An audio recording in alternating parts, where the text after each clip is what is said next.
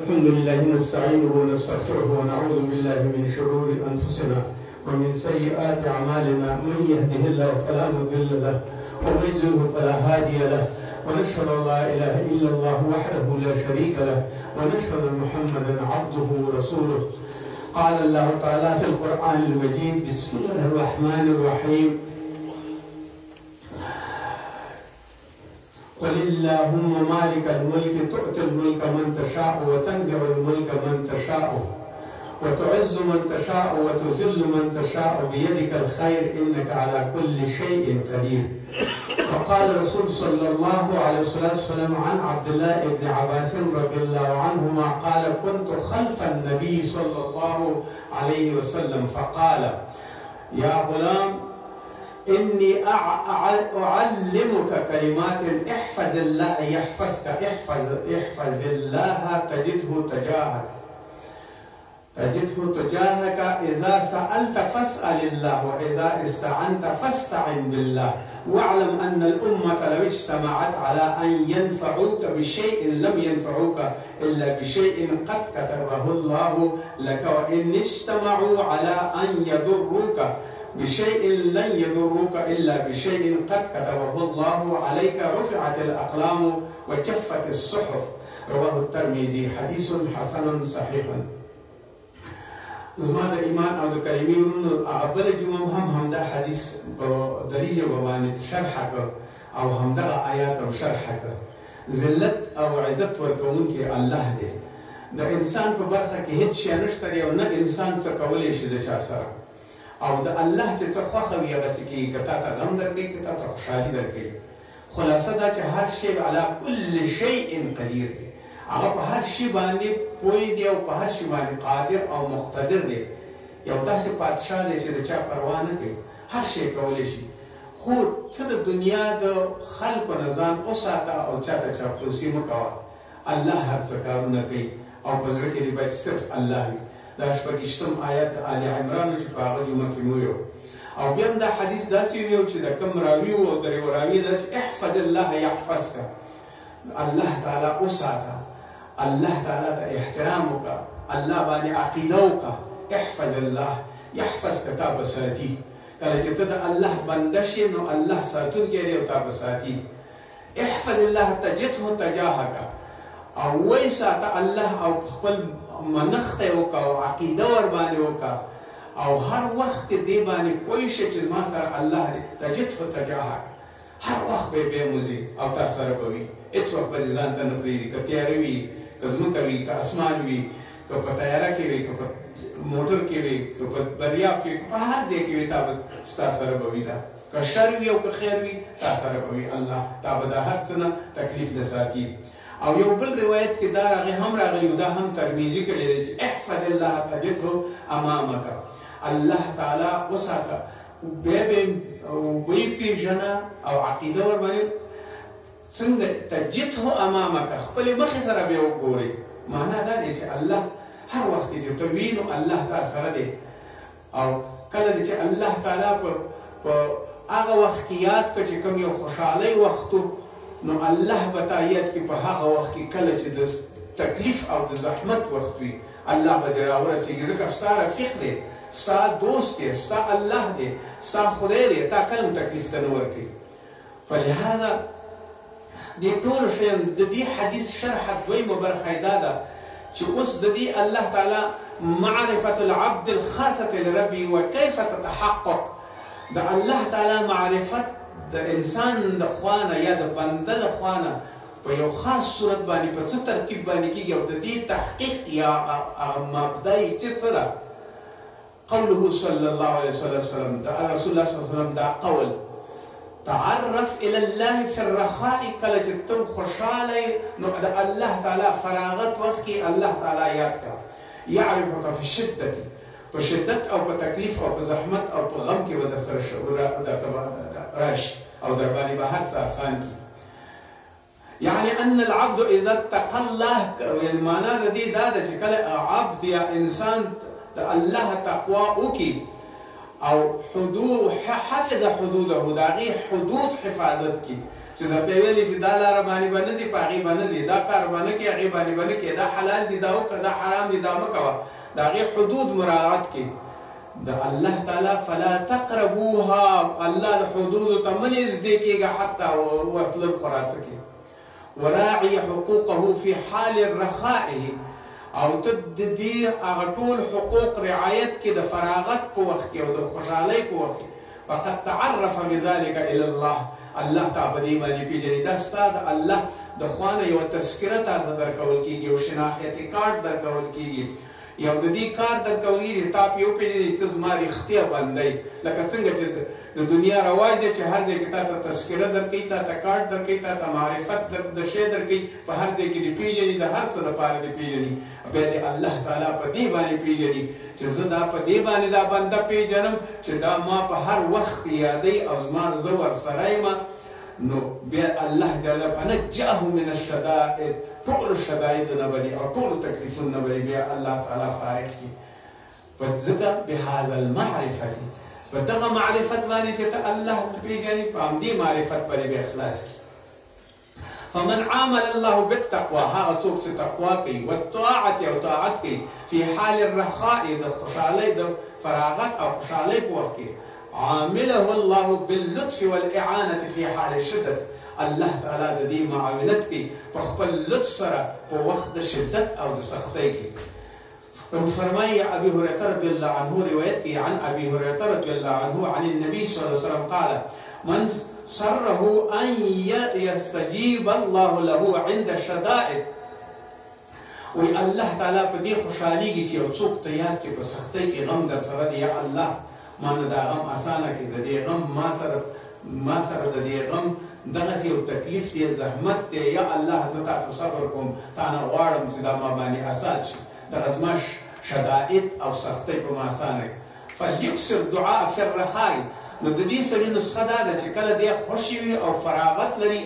او کوم وخت کې دی اسوده وي، نو دی د دعا ډېره زیاته کوي الله ته، د الله ذکر دی کوي، الله به استجب لکم، یا الله به ستا دعاګانې بیا قبلوي. وقال الضحاك بن قيس رحمه الله دا فرمایي: الله في الرخاء يذكر في الشدة، الله جل جلاله یاد کوي په ښه وخت کې، نو الله به تا په شدت او تکلیف کې یاد کړي. وان یونس،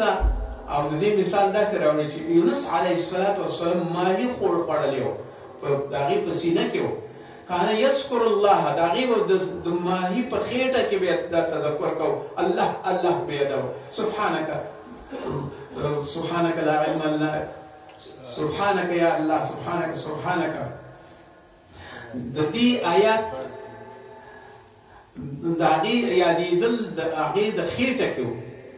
فلولا انه كان من المسبحين، ځکه چې دی د تسبیح ویونکو ځنې و، د ذکر کوونکي ځنې و، للبث فی بطنه، کله چې هغه د هغې په مهي او د حوت په خېټه کې و، الی یوم یبعثون، نو دی به پاتې شوی وی د دې مهي په خېټه کې که چېرته دعا نه وی کړې، نو تر هغې وخته پورې چې تر څو پورې بېرته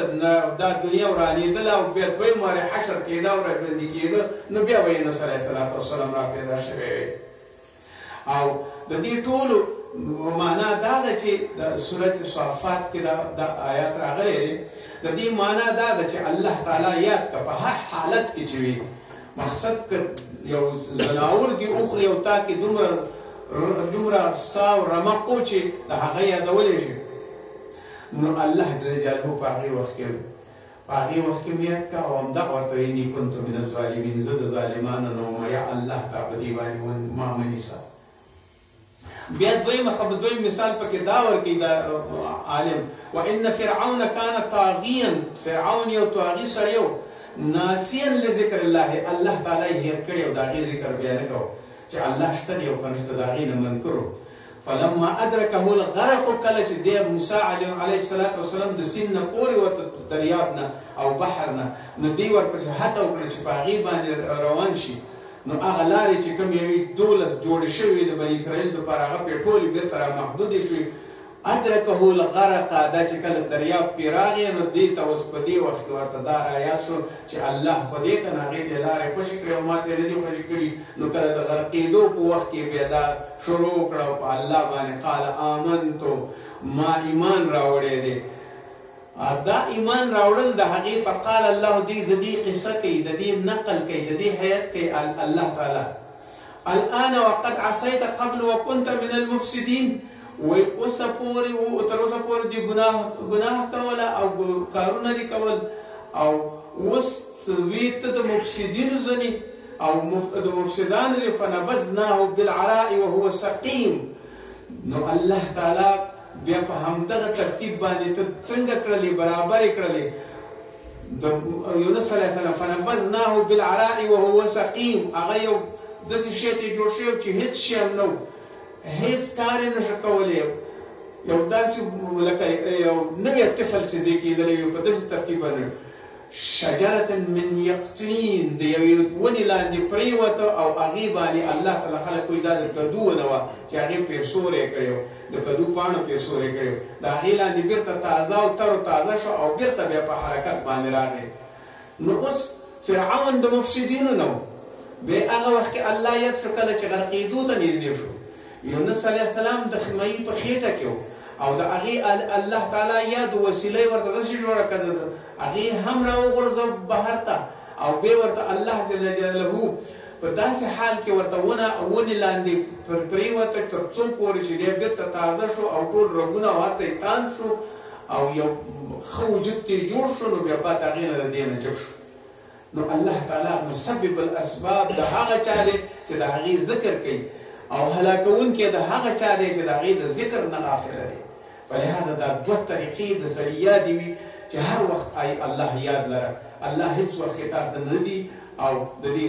او بیا د دې لپاره چې ته اوس د دې دنیا نه ځې او په دې باندې ایمان لرې رحیلې تلونکی دلته خو ته په دې دنیا کې موقت ناست او دا ته به ځې خامخا به ځې زما پلار تللی نیکه دې تللی امتونه تللی ټول قومونه او فرعونان تللی ټول پیغمبران تللی ته به هم ځې نو اوس به د هغې دپاره به څه استعداد جوړې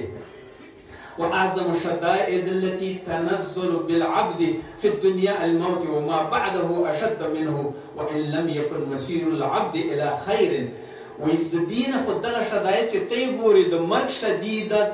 شدت او یا د حشر او د قیامت د ورځې شدت هغه ډېر زیات دی د دې نه چې ته یې اوس نن ګورې خو د هغې نه مخکې نه د دې لپاره دغې مسیر او دې لارې دپاره استعداد جوړ کړه فالواجب نواجب دي په مؤمن باندې چې څنګه استعداد جوړ کړي المؤمن لاستعداد الموت د مرګ دپاره مؤمن باید خپل استعداد او خپل ځان داسې تیار کړي وما بعده في حال الصحة کله چې دی وي په خپل صحت په حال کې بالتقوى په تقوا باندې والاعمال الصالحه او په نیکو عملونو باندې چې ښه کار کولی شي بد کار مه کوه الله هم فرمایي یا ایها الذین آمنوا اتقوا الله ولتنظر نفس ما قدمت لغد سورة الحشر الله ای مؤمنانو چې ایمان هم راوړئ تقوا د الله وکړئ او وګورئ سبا ته تاسو باندې څه پېښېږي ما قدمت غد سبا تاسو ته څه کوي تختی در باندې راځي تکلیف در باندې راځي د قبر عذاب در باندې راځي د قیامت او د حشر ورځ در باندې راځي او ټول راټولېږئ او تاسو به تله کې اعمال تلل کېږي نو هغې ورځې ته وګورئ ومن ذكر الله في حال صحته کله چې ته صحت وي د الله ذکر وکړه ورخائه او کله چې ته فارغ وي د الله ذکر وکړه واستعد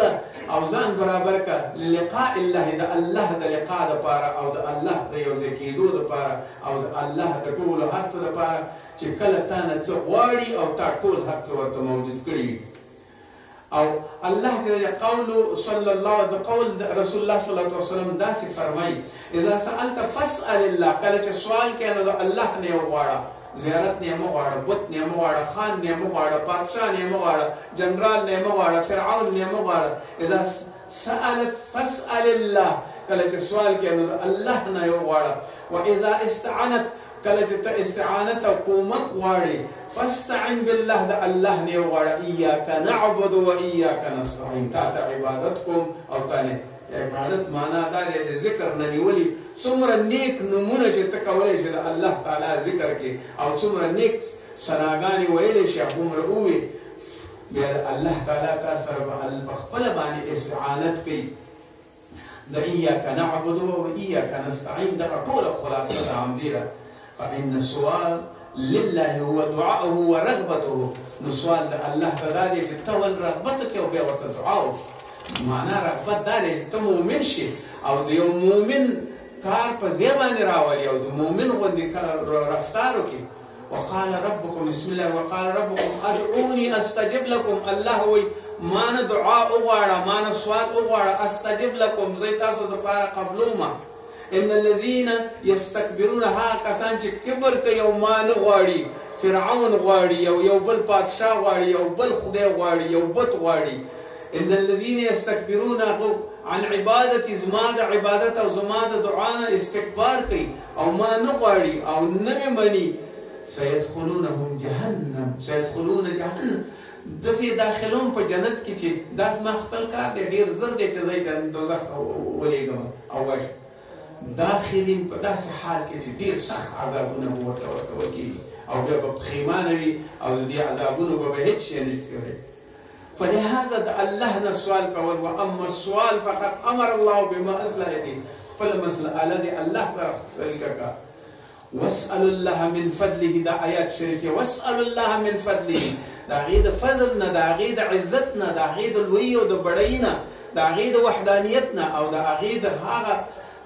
د لویو صفاتو نه د هغې د ټولو صفاتو نه د هغې نه ټولو نه متاثر شه عقیده پرې راوړه الله جلاله به په خپله ستا سوالونه او ستا هر څه برابر کړي صحت به درته درکړي بچي به درته درکړي کور به دې آباد کړي دنیا چې څه غواړي هغه ټول شیونه به د حلال او رزق به درته نصیب کړي مگر که الله ونه مني وان یمسسک الله بدر آیات شریف دی وان یمسسک الله بدر که الله تعالی تا په تکلیف باندې دی ونیسي او ضرر درته ورکړي فلا کاشف له هېڅوک د ترې نشي خلاصولی د مرګ په وخت کې در وغواړه که نه دوستان چې تا دا دنکدن در نه لري که دا مرض در نه لري الا هو مگر هغه به خلاص دی وان يردك بخير فلا راد لفضله او کچیرته خیر درته درکول کیږي او خیر درکې درته هېڅوک نشته چې تا نه خیر لري کې فلهذا دا هر څه الله د طرف نه دي او الله نه استعانت غوښتل او د هغې نه یوازې استعانت غوښتل چې واحد لا شریک دی واما الاستعانه بالله د الله نه دون غیره من الخلق د خلق نه هېڅ نه د مخلوق نه هېڅ شی مه غواړه فلأن العبد عاجز ځکه انسان عاجز دی کله کله تسلیمیږي یو بل ته د چا د زور ته د چا خبرې ته د یو شي ته او بل شي ته عجیب و غریب دغه پې راځي نو د عز وجل هغه داسې فرمایي لا حول ولا قوة الا بالله ورته یو ځل ووایه لا حول ولا قوة ما سره هېڅ طاقت د دنیا او د عزت هېڅ نشته الا بالله مگر الله تا سره دی دا هر څه خالق العزالة ته په خپله باندې مهربانه شي او زه په دې باندې نه پوهېږم ما سره هېڅ شی نشته دی ربنا آتنا في الدنيا حسنة وفي الآخرة حسنة وقنا عذاب النار وصلى الله على خير خلقه محمد وآله وصحبه